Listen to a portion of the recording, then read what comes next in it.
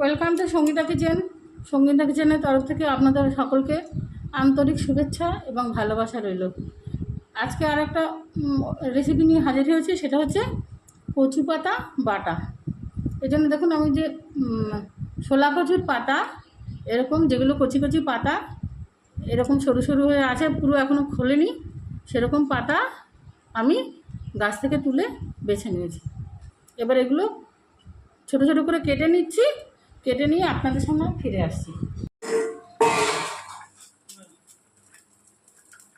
দেখুন কচু পাতাগুলো কেটে আমি ধুয়ে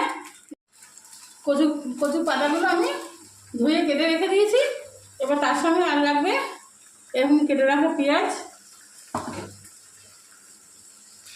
আর এরকম চিংড়ি মাছ, সামান্য একটু আদা বাটা, কাঁচা লঙ্কা বাটা, হাফ চামচ জিরে বাটা, হাফ চামচ রসুন বাটা। ঠিকভাবে যদি করে খাওয়া যায়, শুধু এক কচু পাতার বাটা দিয়ে ভাত খাওয়া হয়ে যাবে। একটু শুকনো লঙ্কা, তেজপাতা, কালো জিরা আমি ফোড়ন দিয়ে নিয়েছি।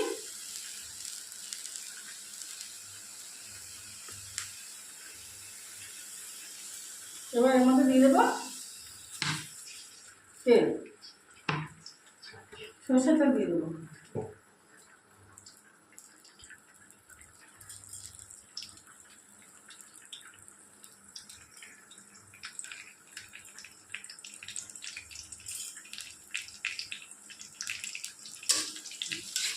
শুকনো লঙ্কা, কালো জিরে ফোড়ন দিয়ে নিয়েছি। এবার চিংড়িগুলোকে এর মধ্যে দিয়ে এখন ভেজে নেব।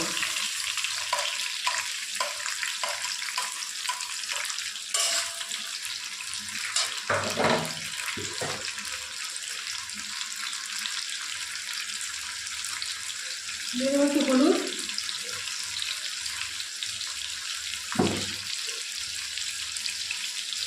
আর দেবো পরিমাণ মতো নুন। কচু পাতা নুনটা আমি একবারে দিয়ে দিলাম।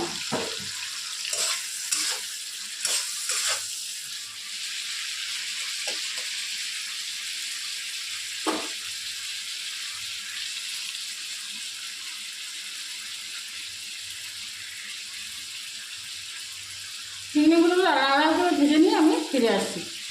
লাল লাল করে ভাজা হয়ে গেছে, এর মধ্যে এখন আমি পেঁয়াজগুলোকে দিয়ে দেবো।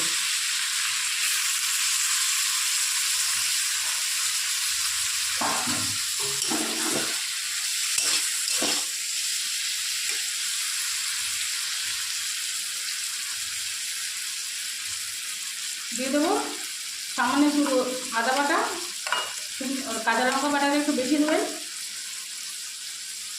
হাফ চামচ রসুন বাটা, এক চামচ জিরে বাটা।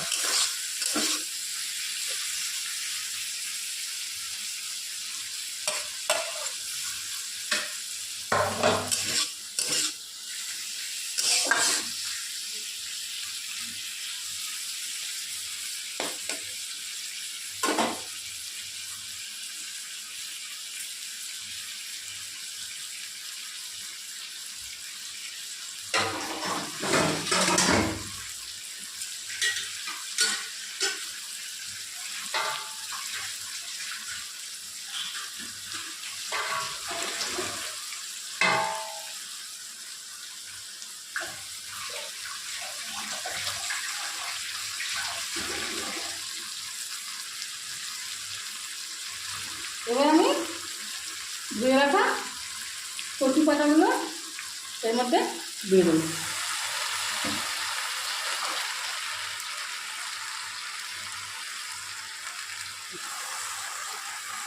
এসব রেসিপিগুলো করতে একটু অসুবিধে, কিন্তু শুধুমাত্র একটা তরকারিতেই ভাত খাওয়া হয়ে যাবে।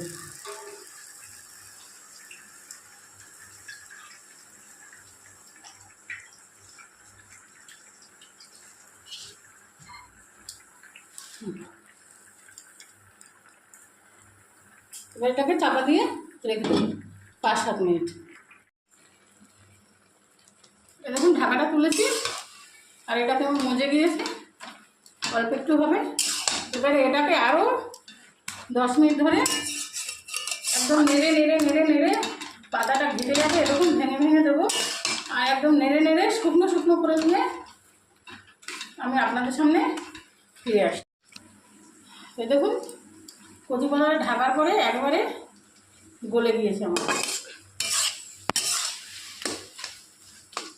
এবার এইভাবে আরেকটু আমার মানে সেদ্ধ করতে হবে, মানে শুকনো শুকনো করতে হবে, একেবারে শুকনো শুকনো করতে হবে যাতে কোনো রস না থাকে।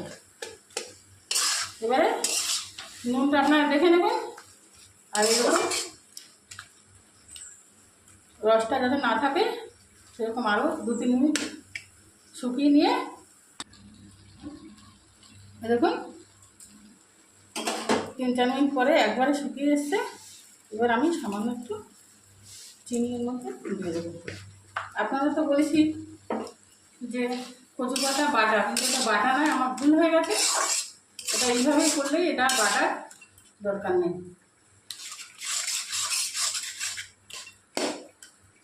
এবার এটাকে একেবারে শুকনো শুকনো করে নিয়ে নামিয়ে নিয়ে আমি আপনাদের সামনে ফিরে আসি। এই দেখুন একেবারে শুকিয়ে শুকনো শুকনো করে আমি একটা পাত্রে নামিয়ে দিয়েছি, একেবারে শুকনো শুকনো করে। এই দেখুন একদম শুকিয়ে শুকিয়ে গেছিলো। এবার এইভাবে এটাকে ভাতের সঙ্গে মেখে, যেমন কচু শাক খায়,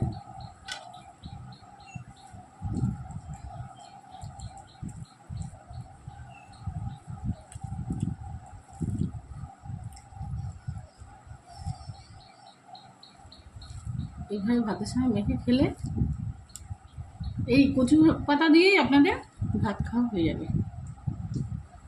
আশা করছি ভিডিওটি আপনাদের খুবই ভালো লাগবে। আর আমার অতি সাধারণ বাংলা খাবারের চ্যানেলটাকে আপনারা অনেকে ঘুরে দেখবেন। ভালো ভালো রেসিপি আপনাদের সামনে দেওয়া আছে। লাইক করবেন, কমেন্ট করবেন, শেয়ার করবেন, সাবস্ক্রাইব করবেন। এইভাবে মেখে খেলে কি অপূর্ব খেতে লাগছে সত্যি।